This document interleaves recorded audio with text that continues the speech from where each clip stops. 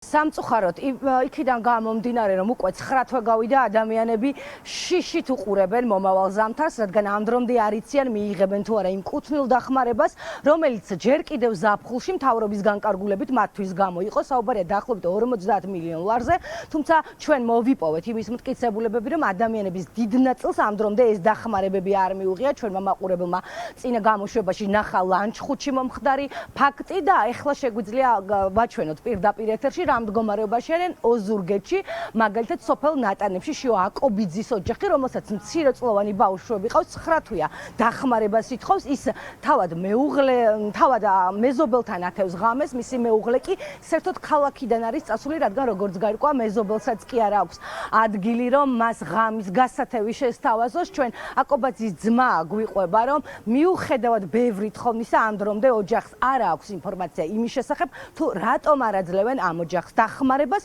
რომელიც მცირეწლოვან ბავშვებთან ერთად 9 თვეა უკვე ქუჩაშია. ფოლობის შემდეგ ასეა და არაფერი ჯერ ღონისძიება არ გაგვდარებიათ. ჩემი ძმა იგი და ვეუბნები. თქვენი ძმა? კი. ვეუბნები, ვეკითხები ძმას და პასუხს ვერ მცემს. მე ვამბობ, დავდივარ გამგეობაში და არავინ ყურადღებას არ მახსოვს. ამ ოჯახში ცხოვრობს ცოლი, ქმარი, 2 მცირეწლოვანი. და გახიზნულები არიან, ხო? ნაწილი ნათესავებთან არ როგორც. რა თქმა უნდა. დაინგრა და ჩამოვარდა ჭერი და თვითონ სახლის და შიგნით ავარიული ამაზე უარესი მდგომარეობა, ის ჩამონაყარი ყველაფერი დაბლაყრია მასში პირველ სართულზე და წარმოვიდგინეთ რა მდგომარეობა.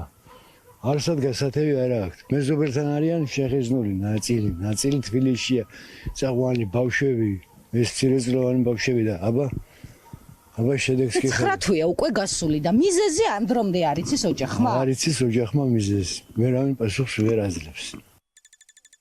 რატომ არ მოგცეს კომპენსაცია, რას გეუბნებიან? შეჯერებით ველოდებით. სანამ მოგცემენ ბატონო შიო, მანამდე მეზობელთან ათევთ ღამეს? დიახ. რამდენს მოგცემთო, რა გითხრეს? მაგი არა, მარი არის ზერჯობით მაგაზე. ან თებერვლის შემდეგ მეზობელთან ათევთ ღამეს და ეხა მე სადაც ვიმყოფები, ამ სახლის კომპენსაცია ამ დრომდე არ მიგიღიათ, სწორია? ბატონო.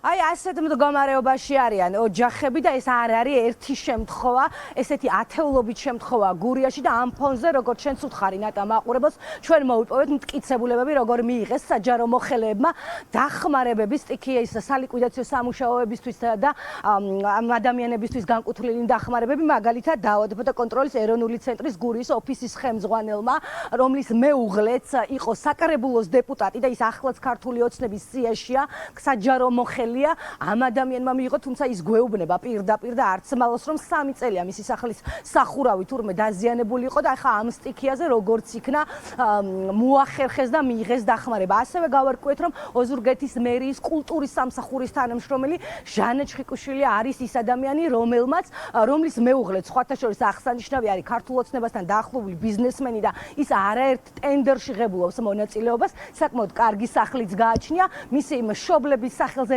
რეგისტრირებულ სახლის, ასე ვთქვათ, დასახურად მიიღო ფულადი კომპენსაცია 8000 ლარის ოდენობით, თუმცა ჩვენ იმ სახლთანც ვიმყოფებოდით, გაირკვა, რომ იქ სამუშაოების საერთოდ არაფერი ჩატარებული და უფრო მეტიც ის სახლით დაკეტილია. თავად ჩხიკვიშვილი ჩვენთან კომენტარის გაკეთებაზე უარს ამბობს, თუმცა მისი დედამთილიც გვიდასტურებს ამბავს იმის შესახებ, რომ იმ სახლში არავინ არ ცხოვრობს. მუნიციპალიტეტმა ხო დაგეხურათ? კი ბატონო. თლიანად წინა ფასადით მათ გააკეთეს? არა ბატონო. სახურავი მარტო? არა ბატონო. წინა ფასადი ჩვენია. სახურავი გააკეთეს მხოლოდ, ხო? კომპენსაცია არ მოუციათ? თვითონ გადახურეს? თვითონ გადახურეს. თვითონ მოვიდა მოხელეც, ყველა თვითონ მოვიდა. რა იყო დაზიანებული თოლმა რა დაგიზიანათ? აბსოლუტურად ყველაფერი, ყველა ოთახში ული და უკან ეს ჩანგრეული იყო და უკანაც ჩანგრეული იყო. თქვენ ახ მუშაობთ ბატონო არჩილ? რეგიონალურ სამსახურში. რეგიონალურ სამსახურში. ჯანდაცვის. ხო, რა მოხდა? ისე მუშაობთ, ხო არა, დავაზუსტე. და თქვენი მეუღლე როცა ეს გადახურეს, დეპუტატი იყო საკრებულოს ქართული ოცნებიდან, ხო? ეხაც არის ქართული ოცნები, როგორ არ იყო? როდესაც ეს სახლი გადახურეს ბატონო არჩილ, თქვენ ამ ხელასამსახურის უფროსი იყავით, თქვენი მეუღლე ქართული ოცნების დეპუტატი. ეხლაც ქართული ოცნების სიაშია, უბრალოდ ვერ მოხდა. მე რა არის. კარგად არის გადახურული. როგორ მიიღეთ? თქვენ და რატო ვერ მიიღეთ? ადამიანებმა ვისაც სახლები საერთოდ დაენგრა. რიგში ვიყავით. და როგორ თქვენ ხო? დიდი ხანი, 3 წელია ვართ რიგში. 3 წელი? კი ბატონო. 3 წელი რომ ძველი სტიქის პრობლემა იყო? დიახ, იქედანაც იყო და აქედანაც იყო. და ამ სტიქიაზე გაგისწორეს? უბრალოდ მოხვდით ამ სტიქის სიებში. დიახ. თორემ მანამდე იყო ბევრად ადრე გასაკეთებელი. კი ბატონო, იყო გასაკეთებელი. ახლა მოხდით სიაში. და იმიტომ ხო არა რომ თქვენი მეუღლე ქართული ოცნების დეპუტატი იყო და თქვენ საჯარო კარგი. ჩემი მეუღლე საკრებულოშია 5 წელია. ხო და მაგას გეუბნებთ არჩევნების წინ რომ მოგცეს და სხვებს რატო არ მისცეს? რა შუაში არჩევნები? არ არის? არ არის შუაში, აქ არჩევნები. ჟანა ხო აქ ცხოვრობს? კი ბატონო, იქაც ცხოვრობს და აქაც. იქაც და აქაც როგორ არის? ისახლი დაკეტილია და მაგიტო ვამბობ. მე აღებენ, მიდიან კაცი, მოდიან, რა ვიცი. კომპენსაცია რისთვის მიიღო ეს მაინტერესებს. არ ვიცი, არაფერი და და რამდენი აიღო კომპენსაცია? არ ვიცი და რა ვქნა ახლა. თქვენ ხო მერიაში მუშაობთ ოზურგეთის კულტურის სამსახურში? ვინჯანდები? და თქვენი მეუღლე არის ქართულ ოცნებასთან დაახლოებული ბიზნესმენი. და როგორ მიიღეთ ეს კომპენსაცია, შეგიძლიათ გითხრათ?